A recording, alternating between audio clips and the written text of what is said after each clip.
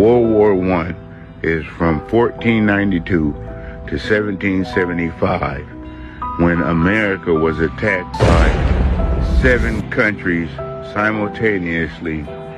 For 283 years, they bombed this place. 7 countries attacked Black America. In 1775, we surrendered and lost the right to vote. They put us in slavery camps. They labeled them. Police allowed the blaze to burn. No, listen. Everybody was in on this con. It wasn't random.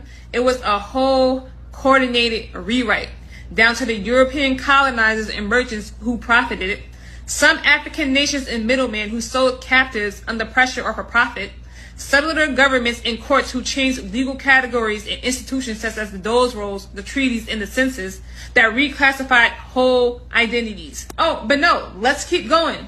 Merchants kept the ledges. Officials kept the rolls. Judges enforced the laws. Missionaries kept the diaries. That's why the lie looked so neat.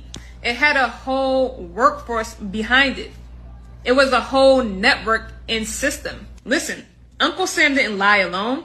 If we gotta talk about who kept the lie going, let's talk about it. We gotta include everybody, right? The so-called natives signed those treaties too, took the land deals and propped up the same story that erased us. As a matter of fact, the whole...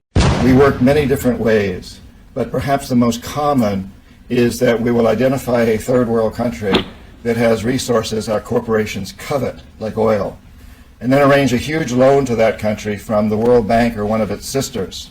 However, the money never goes to the country. Instead, it goes to our own corporations to build infrastructure projects in that country, power plants, highways, industrial parks, things that benefit a few rich people in that country, as well as our own corporations, but do not help the majority of the people at all. And yet the whole country, is left holding a huge debt. And it's such a huge debt they can't possibly repay it. So at some point, the economic hitmen go back and say, you owe us a lot of money, you can't repay your debts, so give us a pound of flesh. When I failed to bring them around, to get them to accept these loans, to get them to put their countries into servitude, then I knew that standing right behind me were what we call the jackals.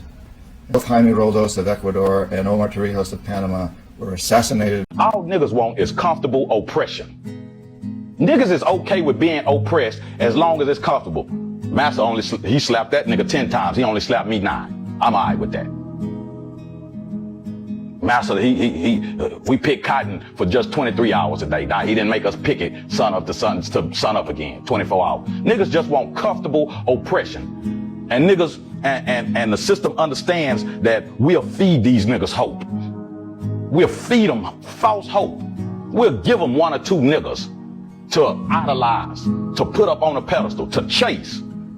And it's achievable, but it's not achievable. The system isn't meant for everybody to win. Now, while you thinking you a gangster selling dope and out here doing drive-bys, the real gangsters is dropping off bank loans and doing flybys.